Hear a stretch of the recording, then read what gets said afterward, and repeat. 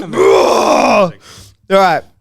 Hey guys, welcome back to an episode of Coffee is for Closers. We're definitely not wearing the exact same clothes. It's definitely not immediately after filming the other No, episode. it's not. It's definitely not.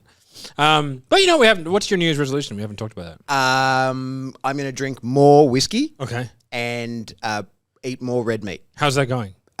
So far I've eaten meat. I haven't drunk any whiskey. I mean, I don't drink a lot anyway. But I'm going to drink more of it. That's good. Only good stuff. Yeah.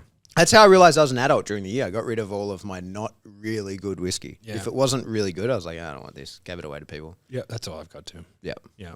Mine is to be more selfish and eat more chocolate. Yeah. Yeah. You can pull that off. Fucking grubby little kids have not touched my chocolate stash. Yeah. Put it up high. That's the trick. Yeah. Put it up high. Idiot. Yep. Grow up. Yeah. I'm taller than you. Ex-Special Forces sniper turned entrepreneur. I've scaled numerous businesses to 8 figures. My name is Matt Ryder. This is my podcast, and I'm telling you to put that coffee down. Hey, you put up a post. Doing me a podcast today. I'm going to be answering questions in a new Ask Me Anything segment. Drop your questions in the comments. People have. Fantastic. First question. Where do you see the online education / high ticket space heading in 2023? That's from Connor Healy. I mean, who cares? It's not like this whole business revolves around it.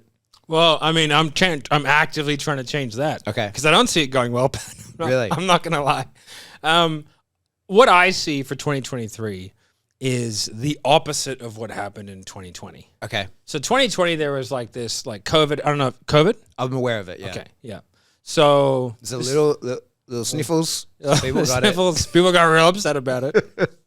Right? And then Donald Trump came in and saved us all. Let us know what you think in the comments about I was at a family thing a while ago, and everyone's kind of having a nice chat, and I was like, no, I don't want to stir the pot, but Donald Trump was the greatest president ever to live, and go. And just run away. Then I walked away. Because my dad's like full lefty, and somebody was it was fucking great. Everyone knew I was joking. Thankfully, they ignored my request for conflict, but it just simmered the stress in the room a little bit. Yep. But yeah, so there was this huge like boom, and it was like apparently everyone decided to be a coach, right? And like I'm myself included, right? So online education, everyone was working from home, and like it was timed perfectly. And I will say, like, it was serendipitous and lucky for me. I got out of gyms, right? Like at the right time. Yeah, the year leading up, I got out of gyms and developed an online coaching sales kind of business in that year. So by the time COVID hit, I was actually prepared. I had gotten rid of the shit stuff, and I was actually in the perfect spot for everything to grow. And I'd done doing content. And you were in Perth, so you were prepping for lockdown. Yeah. You were already doing nothing. You were already in a place where there was nothing to do and nowhere to go. Nothing to see here, right? So it was very well primed for it. But what happened there was just like everyone was now a coach.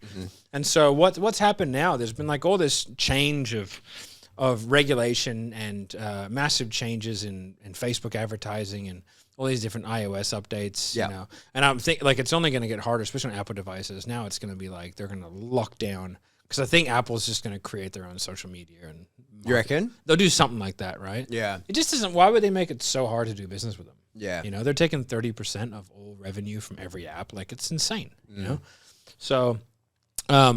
So anyway, so like now it's just getting harder and harder and harder and harder. And like the organic stuff, although it still works, it's like you've got to put a lot of paid resources behind organic, like content. Content's not free. Like somebody has to produce it, do it, or you do it all yourself and you got no time to service your clients, right? Yep. So there's going to be a consolidation, and you already see it. Like as advertising costs get more expensive, like 7th Level, which is one of the big boys, like 7th Level is like the biggest sales coaching organization, you know, or at least one of the top couple. And we eat everyone in ads. Like we just destroy, and like our ads just keep getting cheaper because like we're just eating competition and taking it because like we do so much content, like we're being rewarded for it, you know? So what that's doing is it's stopping other people from being able to play in the sandbox. So like you're just seeing this consolidation, like the big boys will just eat everything. Whereas like what happened in 2020 is the big boys got hurt really badly because they'd gotten lazy and complacent really. And then all these other people came in and just kind of grabbed segments of their market. And now some of those people are now the bigger ones and they're going to ascend up. So I feel like, not that you should just give up or anything like that, but I feel like it'll just be a lot harder if you're smaller. Okay. So people who will be successful, though, you probably like are people who have true organic reach. Content. Yeah. So like you've already developed an audience. Like you need to have an audience that you can For sure. pitch to rather than thinking you're just going to like have a lookalike audience of them and advertise out into the ether. It's not going to work. And like the big boys like Cardone and all them, like they organized with Facebook and were like, stop allowing people to target our audiences, which is fair enough. Cardone's the biggest. I think I'm fairly sure he's the biggest spender on all of Facebook. Oh, really? Mm-hmm. Wow. Yeah. So like he was like, well, I'll just stop spending if you're going to allow everyone to just target my shit. Yeah. You know? So that's kind of what I see, and I think it's for the best, to be honest. Because like I think what's happened is like a lot of people who are really undercooked in their ability to actually teach and educate are educating and teaching. Yeah, for sure. You know, so like I think the people who are too lazy to do content, like you already see it, like they're already monetizing Reels on Facebook, right? So like Facebook is actively trying to get people like me and you to post Reels. They probably should, right? Because they're paying you money for it. They'll just pay you money all the time. So, and then from there, like, you know, YouTube and like having just a nice diversified platform range where you're delivering high value content, I think is just getting more and more important. And so people who aren't doing that, which is an awful lot, are just going to get eaten. Yeah. So, the Facebook Reels thing is interesting. They still haven't figured that out. It's not good. The user experience is not good. And I've been posting, like cross-posting, just allowing my Instagram Reels when possible to go to Facebook as well. But you don't get access to like the comments and stuff. You don't get notifications of comments like that. It's still a very clunky system. Which makes no sense because they own Instagram. Yeah, you should be like, so if someone likes it, like it comes up in my notifications, you got to like, but then I have to actually open the reel and check the comments to see the comments. There's no notification that the comments came in. Yeah, right. Which is just an odd, clunky sort of thing. You'd think they'd have that dialed in. The worst feature they've made is now you can do these fucking giant Facebook groups in Messenger. Oh yeah, I've seen that. You can get me out of this in a Facebook group. You can start a messenger thing and just some giant messenger thread. Yeah, and also the @everyone was fucking terrible. Yeah, I used that one time with great success. I think that was good as a feature that like you kept in your pocket for when you really needed. You know what I mean? Did you do it for your promo? No, I did it not for a promo. I did it for like a survey that a dog training organization was running, and I was like, "Hey, we need responses to this survey." So it was the only time I ever used the @everyone in my own group. The reason why I don't mind it as much is because it's a really good reminder to leave groups I don't want to be in. Exactly. I've gotten 3 in the last 3 days, and I've left every group. Yeah, because I was like, guys, like, don't. Hey, @everyone, here's a post I did. Oh, bro, I don't give a fuck. Yeah, like leave me alone. Yeah, well, it's the boy who cried wolf, right? So it's like, hey, I'll click through this notification and see what's going on here. And if it's some bullshit I don't care about, I'm out. Yeah. Right? Or if it's some very selfish thing, I'm out. But if it's because you need, whatever, fine. I hope that it didn't cause anything. I get the need for the tool. I don't mind the tool. I just probably like the usage. Yeah. Because if you have like an update that's for the group, like @everyone, sweet, easy peasy. This is an important update for the functionality of this group. Yeah. I'm going to be putting you on the message thread. I'm going to try and sell you there. That's the thing, right? Okay, so where do you see it heading? Down. You see the down for most, up for some. Yeah. Okay. Yeah. Good way to put it. All right. Chaston. I hope that's how you say it. Chaston matter. In your mind, what's the difference between the superstar salesperson and the average salesperson? NEPQ. I think a process is one, but to be honest, there's 2 ways to. I think there's 2. Like there's, you can be an effective sales rep without having much skill. Like I've known many people who are effective. Like they get the job done. They make sales. They're consistent. They're reliable. But like skill wise, they're not that good. But they just do all the things. You know, like if you can't be a sniper, you might as well have a machine gun. Just spray and pray, right?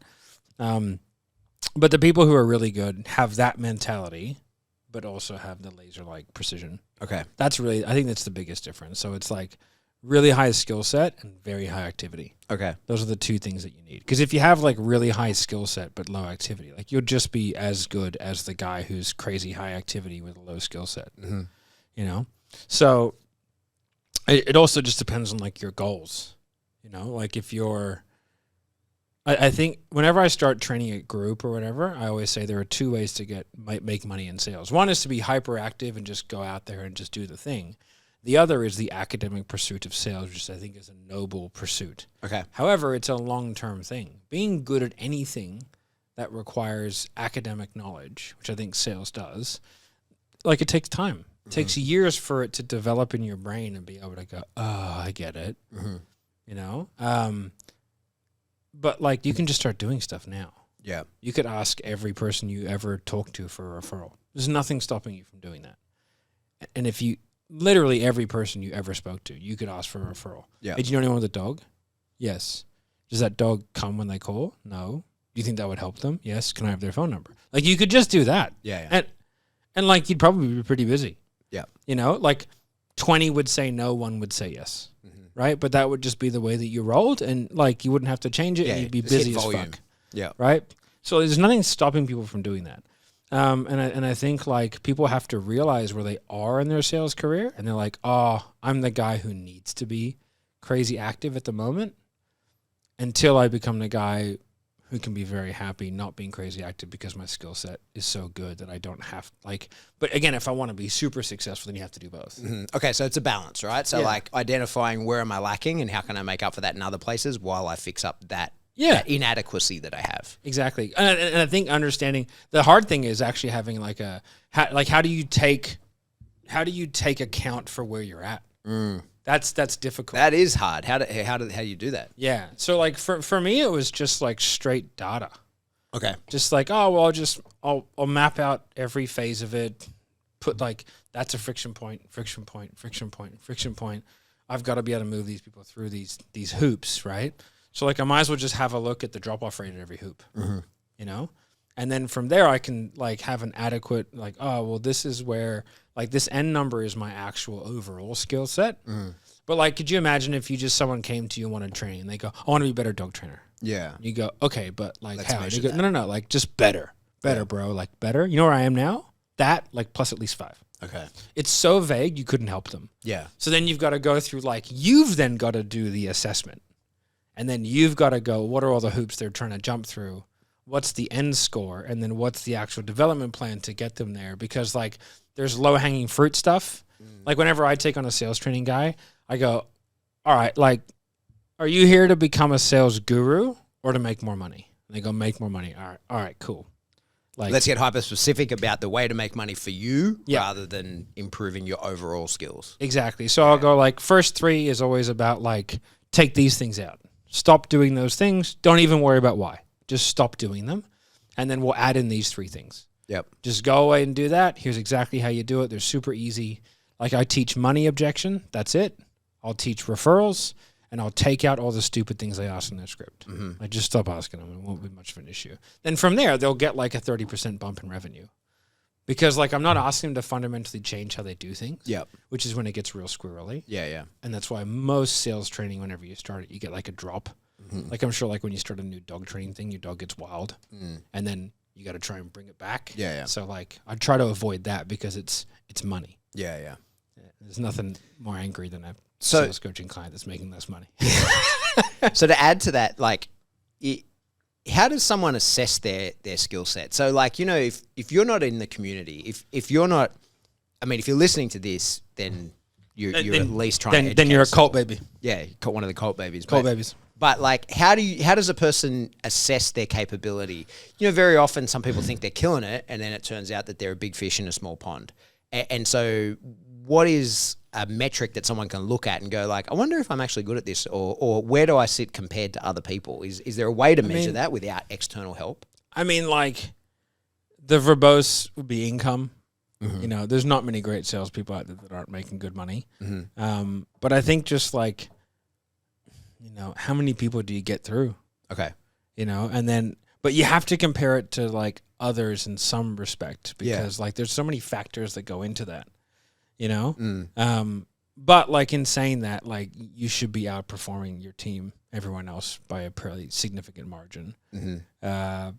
So like for me, it's just about like, if I know what the close rate is from everyone that I actually speak to, then from there, it's a good baseline, you know? But like sometimes, like I had a guy come to me, wanted me to assess their sales team. They're like, the sales team shit, rah! And I was like, your sales team's fine.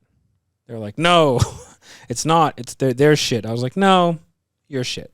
It's the marketing. I have the message thread. I was like, I will wash my hands of this because nothing I can do will help. This is what you need to do, and you're not willing to accept it. So, like, I don't want a part of it. I'm out. Yeah.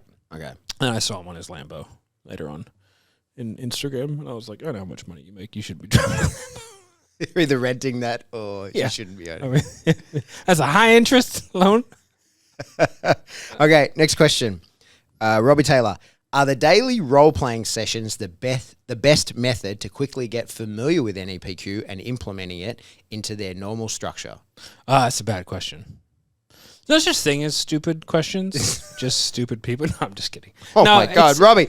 Robbie! He takes it back. No, I think it's actually a pretty good question. I think... it's too late. Edit that first part out, damn it. I think role plays are a great way to test things out. It's like a road test, right? Do I think it's the best way to train? No. Okay. No. I think the best way to the problem is with role plays, it's like you can very easily reinstall bad habits very easily. And like, even though like if you're in the closing code, for example, you're in front of a coach, like there's still only so much feedback you can get on that. So like in terms of like a first step, I don't think so. The first step would be like learning the academic side of it so you can have an understanding. I did a sales coaching session today, which I don't do very often in terms of like one-on-one coaching, but the guy was willing to pay the money. So all right, wonderful. Yeah. And I just like the first session was like, he'd gone through all the content, done X, Y, Z, stuff like that. And I was like, I just need to explain to you how the system works. And like, you have to understand the system first, so then you can start to understand how it all works together. And then like the conversation I have with him will be more productive. Yep. Because like we need to be running off the same sheet of music. Yep. You know, so I would say your first thing would be like do a foundational level course, like your NEPQ 2.0 or 3.0 or stuff like that, if you're looking to learn that method. And then from there, like study it like you would go to school.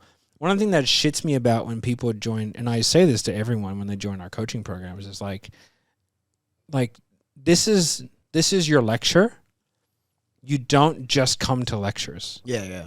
There's homework to do. Yeah, yeah. You know, and I'm not. You will spoon feed me the information. Yeah, like there's a whole portal that you have access to, which you have to study regularly, because like that's reading the textbook and then going through and watching call recordings of us and all this kind of stuff, and then come with your questions from the material that you've been learning. Yep. Don't just go, what's NEPQ? Yeah, yeah. Like, here's 15 grand, make me good, sir. It's like, it doesn't work like that. It's the same as any academic pursuit or any pursuit of anything. Like, you've got to understand. 100%. I agree 100%. I think that, I mean, we talked about this on a podcast before, but I think in that mentoring and being mentored in regards to just improving skill set in anything is when people are like, they come to you and they're like, teach me. You are never going to learn. Yeah. It's when people come to you and they're like, hey man, I am just confused about this one aspect here. And when that slots into this, how does that work? They're the people that are going to kill it. Yeah. And you go, oh, happy to help. Yeah. Right. It's when people are like, teach me. You go, okay, well, day one, like you've bought the hour. So here we go. Yeah. Right. But like, you're not going to, because this information, you could watch this on the video, but you didn't, you need to hear it from me. Yeah. And so like the best coaching clients ask the best questions. Yeah. Because like they're in it. Like when I was getting coached by Jeremy, like I did so much back end that like I was like, man, like I can't use this guy's time that I've spent. I think it was roughly $20,000 an hour, right? And I had Voxer as well, but if you just count the sessions, it's like 20 G's an hour or something. I was like, man, I gotta come to good questions. Yeah. It's like this is a big deal. Yeah. So yeah, I think learning the pursuit. It's the same as like when I was in snipers. Like they teach you ballistics first, so you can have an understanding as to how the weapon system and how the actual like projectiles are going to interact with the world. So you can start to go, oh, that's why it's doing that. I will make this adjustment. You know, if you don't, like, you know, on a really grand scale, the Coriolis effect, like, I mean, you have to be shooting a fucking long way for it to do much. But, like, if you're shooting a fucking long way, you better know it. Yeah. Otherwise, you're going to be like, why the fuck Why is am I everything missing? spinning to the right? Yeah. Like, what's happening? It's like, oh, I'm in the northern hemisphere. I'm shooting that way. The world's turning that way. The bullet's going that way. Yeah. It's fucking, you know. And over a long period, that makes a big difference. Yeah, but it doesn't mean shit if you're not hitting the target at 100. Yeah, exactly. It doesn't matter for shit. Yeah. There's not much point accounting for it at 100 meters. Man, I saw, you know that, is it Chris Bumsfield, the bodybuilder? C-Bum, is he? Oh, yeah. He's, like, I enjoy his content. But he had I saw him on a podcast. It was just a clip, but he was talking about people getting into bodybuilding and whatever. And he's like, don't take any juice. Don't do anything beyond over-the-counter, totally legal supplements until you're hitting the gym regularly on the correct schedule and have your diet absolutely dialed in. Because he's like, that's the foundation, and it doesn't matter how much juice you take. If you're not doing those things right, it's not going to help. And then it was interesting. He then goes, and what do you think you're going to, what's the point of taking all that juice anyway? You think you're going to be Mr. Olympia? Because you're probably not. It's like, there's only one a year. First of all, I'm triggered. Second, there's only one a year, and it's me. yeah. He looks just like Arnie, that dude. Oh, it's amazing. Yeah. But I think that applies to just about everything. It's like if you haven't got the fucking basics dialed in, doing the cool shit is not going to help. And I think, I don't know shit about sales training, but I know that if you don't understand the course material, practicing the course material with somebody else is not a good move. Truly understand it and then practice it. So one thing the military does great is their like titration of education. Like the doses that you get it, like you have to understand this to get to this, to get to this. Yeah. You know, it's like you do basic training where you learn how to hold a gun and shoot it. Like that's it. To a fairly poor standard, but better than the average Iraqi. Right? That's what you're looking for. Right? Like, then it's like, okay, now you're going to infantry, where we're going to teach you like slightly more advanced tactics, better weapon handling, faster, more efficient, more accuracy. Then it's like, sweet, now you're going to go to like in here, then you go to SF, and then it's like just this slow gradation. Yeah. And then eventually you hit like sniper school, where it's like, and you still only get taught, like it's the exact same shit, just with far more detail. Yeah, they just unlock a couple of doors that had remained locked for you until that point. And you're like, oh, that's how you do that. Yeah. You know? I'll never forget, you know, being with Griffo on a selection course and him asking about how, like asking everybody on the course, 100 people, and there's a wide variety of military experience. Now, when you're zeroed, how come you're on at 25 meters and then your bullet is 140 millimeters high at 100 meters, then like whatever it is at 200, I can't remember, and then on again at 300, because that's like the Steyr data. Yeah. Right? How come that happens? How come you have to aim off like this? And going around and asking all these questions of people, like the same question, all these different answers. Oh, well, because it like spins and elevates as it comes out. That's because of the difference in the sky, right? Yeah. But like I'm sitting there going like, well, how does no one know this? Like what? It's because the scope and the barrel aren't parallel. If they were parallel, it would immediately start dropping. Like, I haven't even thought about that for years, but I'm like, oh yeah, because of this. It has to be. Yeah. Like you have 2 points of intersection and it goes up because it's pointed up. Yeah. It's not like bullets don't defy the laws of physics. No. Like it's not magic. It's not wanted. If it gains in elevation, it's because it's pointed upwards and the scope is pointed downwards. And you see, Griffo, you wouldn't understand. It's very complicated. They'll intersect twice. Yeah. But the amount of people that didn't know that's why I was amazed by. And then we teach them, right? We go on and you explain like this. And so it doesn't actually, like that's not a law. Like if you have it cross at 10 meters, it won't cross again at 300. It'll cross at some other amount. And you have to do the maths and figure that out. But exactly that information is passed on to you when you do basic training. They say, it'll be on at 25 meters, and at 100 meters, it'll be 140 millimeters high, 14 centimeters higher, and you just go, okay, it will be. Yeah. And nobody bothers to explain that is because they're not parallel, and that has to happen because of blah blah blah. Otherwise, it would just be weird. That doesn't get explained to you until you become a marksman, and then it's like, now you can choose your own zero. Now you can choose. Now that you actually understand how this works, you can choose your gun, and you can zero your gun in any way that will be functional for you. I always had my 0 at 300. Yeah, I mean, that's the standard. Yeah. That's what most people go for. Depends on the round. Anyway. Did I tell you about how I got chosen to be in snipers? No. No, I didn't want to do it. Nobody wants to do it. It's a shit job. It's a trap. Shit job, bro. I was shooting, right? We were shooting, and Bean was next to me, who was the head of snipers at the time. Like that. And I was shooting with an M4 at like 400. And I was just fucking... I was having a good day, basically. Just a good day, right? Yeah, you have a good day shooting. And Bean was next to me, and he looked at my thing. He's like, "That's pretty good. You punched out further?" I was like, "I don't know, probably." Like that. It was like 500, same sort of thing. He was like, "Okay, what's your name?" He was like, "Sweet." I was like, "Who the fuck is this guy?" I had no idea because I've never seen him before. Because want to do a motorbike course? That's back when snipers were like just like ages away, right? Like that. And then the next day, a CSM goes, "Hey, Matt." I was like, "Yeah." He was like, "You're on a sniper course next week." I was like, "Nah, I'm not. I'm not into it." I was like, "I'm not. I didn't put my name on it." He's like, "I don't think you know how the army works." That's really what he said. He goes, "I don't think you know how the army works. You're on sniper course next week." I was like, okay. Oh, right. I was like, "Anything I need to know?" He's like, "Have all this shit ready." Yeah. I was like, "Can I have some time off to prep?" He's like, "Nah." Yeah. I was like, well, I mean, sales assaulter wouldn't have the same rhyme. So like, yeah. Good thing. Sales I just kick machine doors in gunner. and shoot whoever. Yeah, it'd be a really different business. Yeah. Things would be really different. Yeah, I'd probably just lie. I mean, you wouldn't be the first. No. All right, we're moving on. Kyle Bird says, "What do you do daily that gives you the success you're looking for?" No, nothing. Her Alex Ramosi has a great quote. He goes like, all the time, just wake up and start working.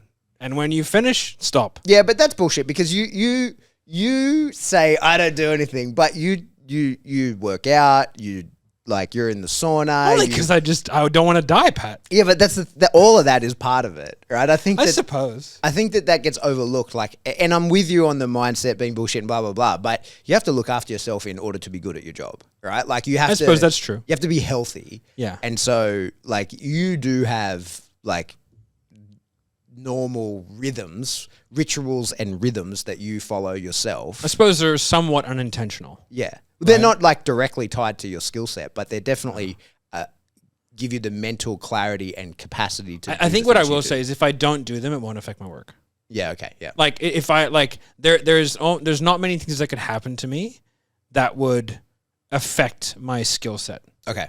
Right. Like if I was to break my leg and have a sales call an hour later and I could manage the pain, it wouldn't be any different. Yeah. So it'd be the same thing. Yeah. So acutely, it wouldn't affect you, but in the long term, like if you just gave up all the things that you do that are important for you, I'd be a horrendous fat body. Yeah. Yeah. And in the long term, it would affect your earning capacity. But the biggest thing that would affect me would be the physical pain that I would be in because of all the injuries that I have. Yeah. So most of the stuff that I do is pain mitigation. Yeah. Yeah. Like Same. 90%. Like the saunas, I bought an ice bath. The fact that I go to the gym 3 times a week, like that is 3 times. 3 times. Whoa. I was about to call you Rogan then, but then 3 times it doesn't cut it. I know. It doesn't cut if I really wanted to be Rogan. My 6 months out from my 40th birthday. You just put it in the paper now. Yeah. 6 months out. Right. You can put it in your bullet journal if you'd like. Bullet journal there. Yeah. I'll put it in mine. I told you my 40th is topless, right? Topless? Yeah. Yeah. That's it's my just goal. you and my wife? And other people's wives if they want to go. Obviously. No men allowed. Yeah. I'll look terrible. If I'm the only one. When's your 40th? If April. Shit, man. Yeah, I'm on the clock. You should have given me some warning. Is everyone topless or just you? I mean, like we just Solidarity. said, like it's just me. I don't know, You're how not good of friends are invited. You're not invited, so don't worry. Just my wife. All right. My wife's invited. No, so I would say like I do like I don't have there is no particular thing that I do outside of things that I do for health. Okay, yeah. I don't have a morning routine. I get up, I have a shower, I start working. Okay. That's it. I plan on having a ice bath every morning when my ice bath arrives. Jesus Christ. Right? But that's just because I want to be like Joe Rogan. There's Yeah. no other reason. No.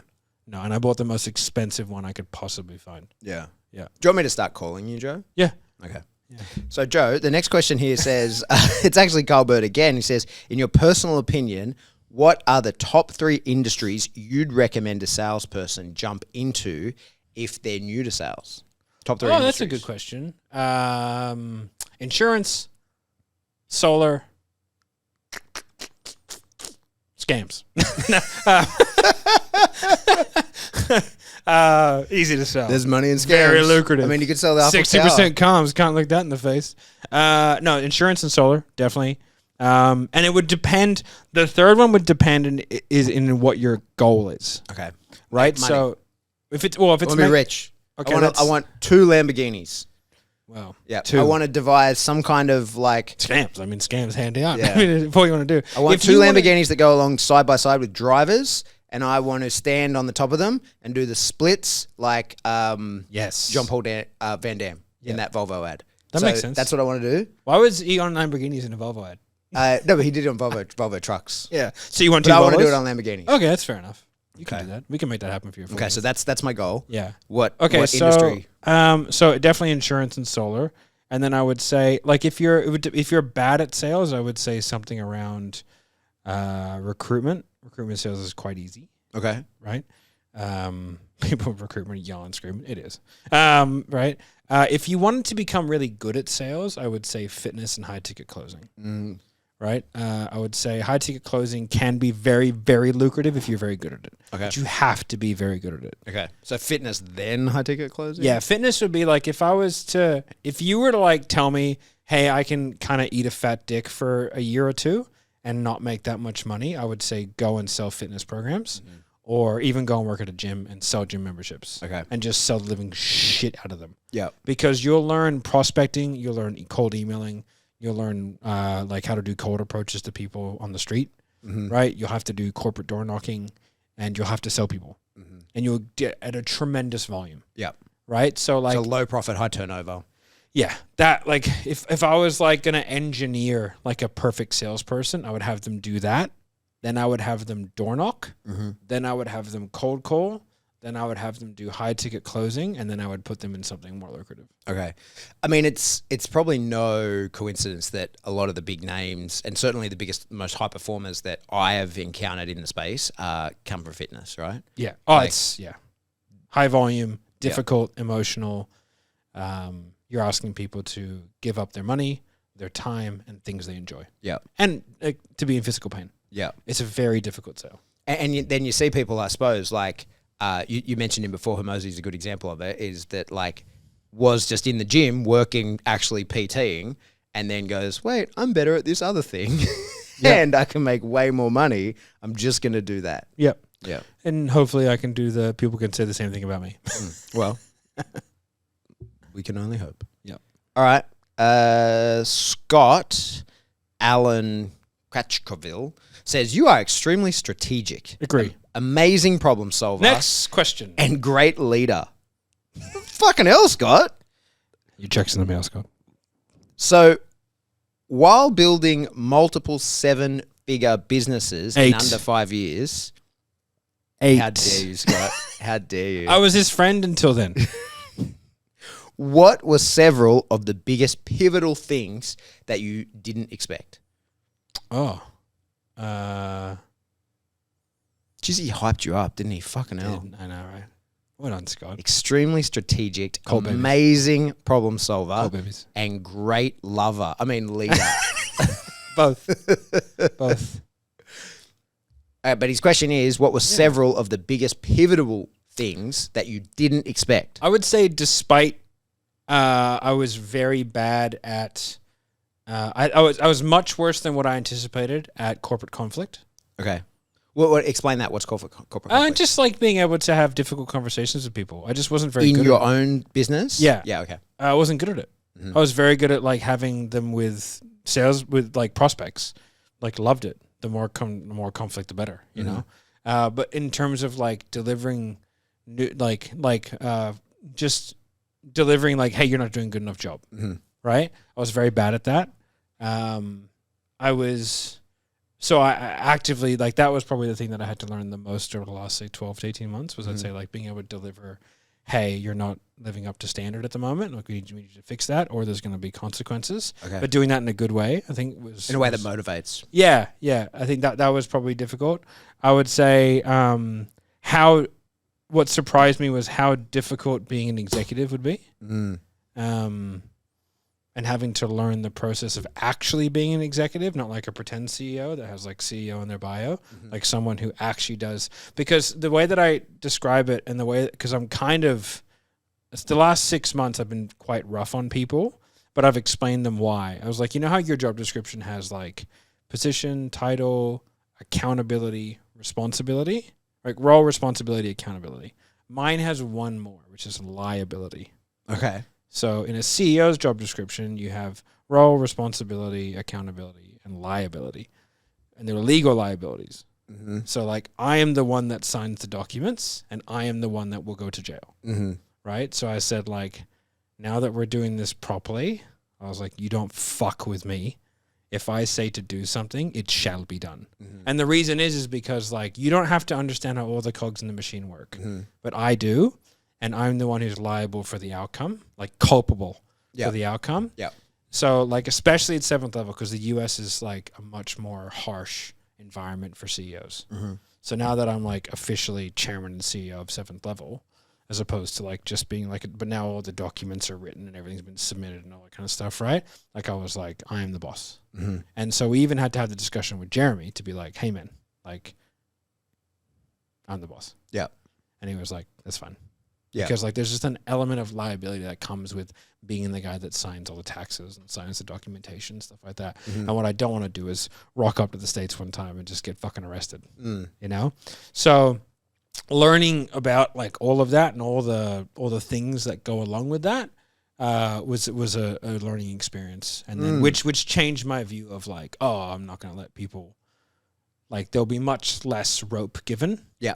You know? So keep everyone on tighter leashes. That makes sense. Yeah. We'll do one more and then I got to run to a call. Okay. Let me find the best one then. Here you go. You'll like this. What sport is sales most like? Oh, it looks like you've already... The GIF? You already replied. Okay. Yeah. What do you want to explain that? I just did a GIF of a guy doing a WWE, doing a big flip and then missing. Yeah. Landing straight on his face. Yeah.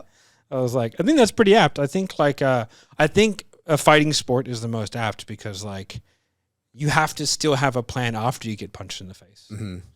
You know? So it's either that or chess. Yeah. You know? Chess is definitely the most accurate, but like I don't know if you count chess as a sport. Oh, there's big controversy in the chess world currently. Oh yeah, did you see that shit? Yeah. With Magnus? Yeah, he reckons the guy's cheating with something up his ass. Do you know what I reckon that is? And I think I've come up with a very creative idea as to why it's happening. So that guy's 19, right? Yeah. I think he's played against computers his whole life that he thinks like one. Yeah, could be. So he said he will play him buck naked in a Faraday cage. Yeah. Right? He said, you put me in a Faraday cage where there's no electronic signal and I'll be nude. So to be clear, because people are going, what the fuck are they talking about? Yeah. Magnus Carlsen, world's greatest chess player ever. Yeah. Undefeated. He's the only person that can beat that computer as well. Yeah. I can't remember what the computer's called, but he's the only person that's actually beat it. They were pretty much ready to say chess is over because... he beat it. He beat chess. There's no one that can beat him. 19-year-old kid beat him. He's accused him of cheating. So do you know why? Do you know where it comes from? I deep dived. Explain. Tell the story. So all I know, because I thought it was funny, let me just hit with the punchline, is that he accused him of cheating with something in his ass. Yeah. He claimed that he had some butt plug in that he is being communicated with via like remote technology, telling him what moves to make. Yeah, and I will say that technology is very good. Right? The app is, I just think that it's so funny. Yeah. It's so good. Okay, so where that comes from is that... Your light's on. That's going to be fucking up everything. Turn your torch off. You did Yeah. I don't need a light. My future's so bright. Got to wear shades. Exactly. Yeah. So in chess, there are ways in which, like... So the way in which chess interacts with people is like there are like outcomes of ties. Mm-hmm. So like you can have a move versus this move or this move, and it can be like, oh, I'm winning, I'm losing, or I'm tying this person, but there's no outcome yet. A computer doesn't understand that. Okay. So computers don't work like that. So computers just work towards the end goal. And so they make moves that no human in their right mind would make. Okay. So like you'll go here and this guy would just randomly go there. Now a random Jono like me and you who doesn't play chess for shit might make those moves, right? But the controversy is that guy is a chess master, that 19-year-old, right? And he's making moves that make zero sense. Okay. That only a computer would make. Right. Because like you're essentially like it's almost random, right? But he's winning. And so they're saying that because of the moves that he's making, right, they make no sense for a human being to make them, that he must be getting the information from a computer. Right. And so Magnus Carlsen played him lost and then accused him of cheating and played him again online. The guy did 2 moves and he quit. Yeah, right. So Magnus Carlsen just fucking left the chat, right? I think Magnus Carlsen is just fucking throwing his toys out of the pram. Well, it would be wild to be really heralded as the greatest ever and then not be. Yeah. That would be a tough thing to confront. I just think that because this kid's 19, he's a post-internet kid, right? And he's probably just played against computers an awful lot, like potentially only, during COVID for large periods of time.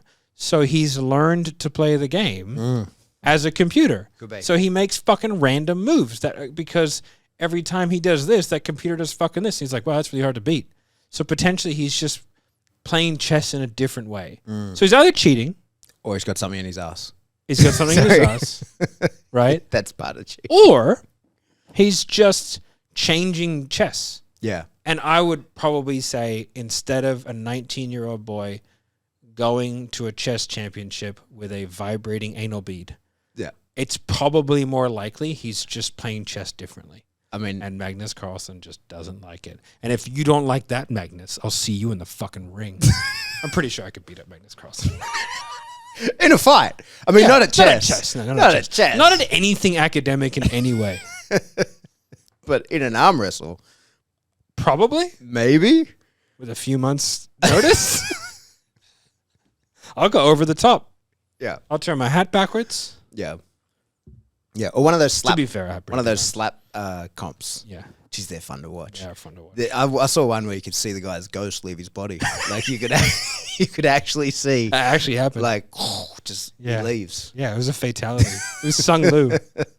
Right? Because, they're chalked up. Your soul is You mine. see this guy like, there's this chalk explosion. Yeah. And he's not there anymore. Amazing. It's just the chalk filters off. Jack watches this like Mickey show Yeah. where like one of them's the devil and he steals souls. Oh, Jesus. Right? And then Jack comes up to me one day and he goes, your soul is mine. And I was like, what are you watching, boy? It's just a Mickey Mouse thing. Yeah, like, bro, I sold that a long time ago. You're going to have to search elsewhere. You for think that. you live here for a reason?